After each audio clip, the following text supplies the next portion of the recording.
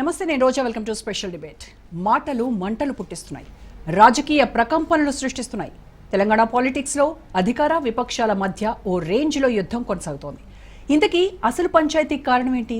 ఉద్యమకారులెవరు? ఉద్యమ ద్రోహులెవరు? త్యాగం చేసినోళ్ళెవరు? వాగుబోతులెవరు? ఆ జాతిపితకు కేసీఆర్కు పోలికుందా?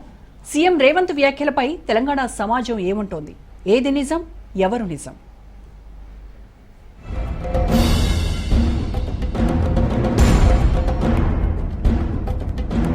ఎట్లయితాడు, ఎందుకైతాడు, ఎవరు జాతిపిత, ఎవరికి జాతిపిత? తెలంగాణ ముఖ్యమంత్రి రేవంత్ రెడ్డి మాటలు ఇవి. కాంగ్రెస్ బీఆర్ఎస్ మధ్య కొత్త పంచాయతీ మొదలైంది. జాతిపిత జగడం చిచ్చురేపుతోంది. ఆరోపణలు ప్రత్యారోపణలతో రాజకీయం రసవత్రంగా సాగుతోంది. బీఆర్ఎస్ అధినేత కేసీఆర్ లక్ష్యంగా విమర్శలు సంధిస్తున్నారు సీఎం రేవంత్. అన్నింటికీ ఆయనే కారణమంటూ తనదైన ప్రసంగాలతో ఫైర్ అయ్యారు. కాళేశ్వరం కాదు, కూలేశ్వరం అన్నారు రేవంత్. ప్రాజెక్టులపై దమ్ముంటే చర్చకు రావాలని హరీష్ రావు కేటీఆర్లకు సవాల్ విసిరారు. రావు గారు నాకు సవాల్ విసురుతున్నాడు. మీరు ప్రాజెక్టు లేడగట్టినరు, రిజర్వాయర్ లేడగట్టినరు. నేను హరీష్ రావు గారికి టీఆర్ఎస్ నాయకులకు సవాల్ విసిరదలుచుకున్నా. పిల్లకాకులతో నాకెందుకు కానీ అసలైన ఆయన రమ్మని ఆయనతోనే మాట్లాడతా. శ్రీరామ్ సాగర్ మీద మాట్లాడదామా, నాగార్జున సాగర్ మీద మాట్లాడదామా, శ్రీశైలం ఆనకట్ట మీద మాట్లాడదామా, జూరాల మీద మాట్లాడదామా, భీమా మీద మాట్లాడదామా, నెట్టంపాడి మీద మాట్లాడదామా, కోయిల్ సాగర్ కట్ట మీద మాట్లాడదామా, రాజోలి బండ డైవర్షన్ స్కీమ్ దగ్గర మాట్లాడదామా, లేకపోతే మంజిరా పరివాహక ప్రాంతంలో మాట్లాడదామా? చంద్రశేఖర్ రావు గారు, వీళ్ళని కాదు, నువ్వు రా, నువ్వు వస్తే నీకు తెలుస్తుంది మేమేం చేసినాం, మీరేం చేసినాం. తెలిసి తెలవక ఉడికిందో ఉడకక ఉరుకులాడుతున్నారు నీ అల్లుడు, నీ కొడుకు. వాళ్లకు పిల్లకాకులకేం తెలుసు, ఉండేలు దెబ్బ. ఇక జాతిపితపై యనుమల వ్యాఖ్యలు పెను దుమారాన్ని రేపుతున్నాయి. తెలంగాణ కోసం సర్వం ధారపోసి కొట్లాడిన కొండా లక్ష్మణ్ బాపూజీనో ప్రొఫెసర్ జయశంకరో తెలంగాణకు జాతిపిత అయితారు.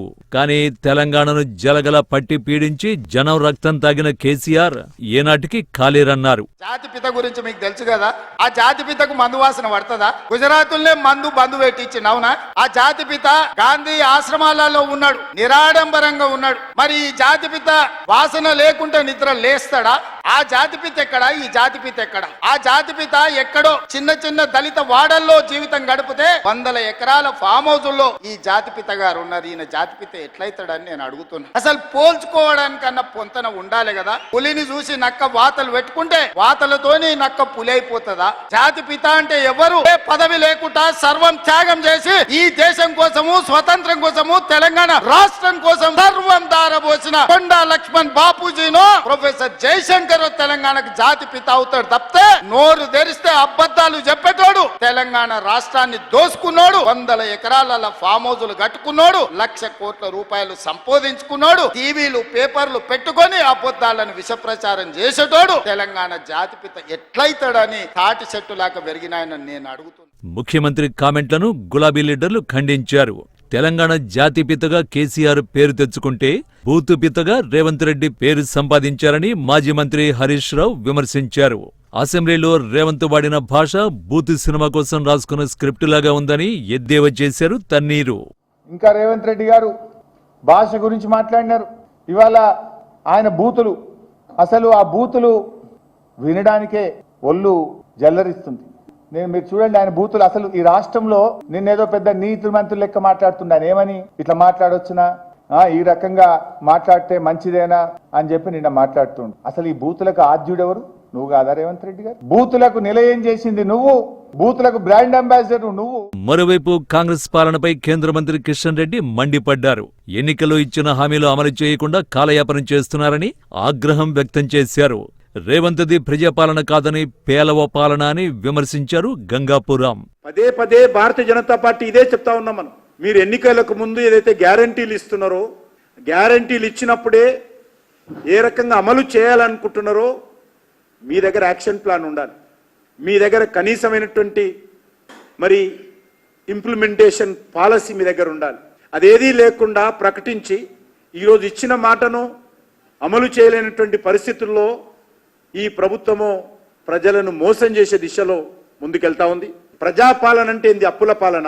ఇప్పటికే ఒక దిక్కు మీరు వడ్డీ కట్టలేకపోతున్నాను, కేసీఆర్ చేసినటువంటి వడ్డీ కట్టడానికే మళ్ళీ అప్పు చేయాల్సిన పరిస్థితి ఏర్పడింది. ఏ రకంగా సంక్షేమ కార్యక్రమాలు అమలు చేస్తానని చెప్తున్నటువంటి మీరు గతంలో పరిపాలించినటువంటి కేసీఆర్కు మీకు ఉన్న తేడా ఏంటో చెప్పాల్సినటువంటి అవసరం. మొత్తానికి సీఎం రేవంత్ వ్యాఖ్యలపై తెలంగాణ సమాజంలో జోరుగా చర్చ జరుగుతోంది. ప్రాణాలను పణంగా పెట్టి తెలంగాణ తెచ్చిన కేసీఆర్ పై వ్యక్తిత్వ హననం సరికాదంటున్నారు మేధావులు. గతంలో కూడా కేసీఆర్ ఆనవాళ్లు లేకుండా చేస్తానన్న రేవంత్ కామెంట్లను సొంత పార్టీ లీడర్లే తప్పుపట్టారు. ఇప్పటికైనా ముఖ్యమంత్రి హోదాలో ఉన్న వ్యక్తి ఆచితూచి మాట్లాడాలి, లేకుంటే రాజకీయంగా ఇబ్బందులు తప్పవన్నది జగమెరిగిన సత్యం.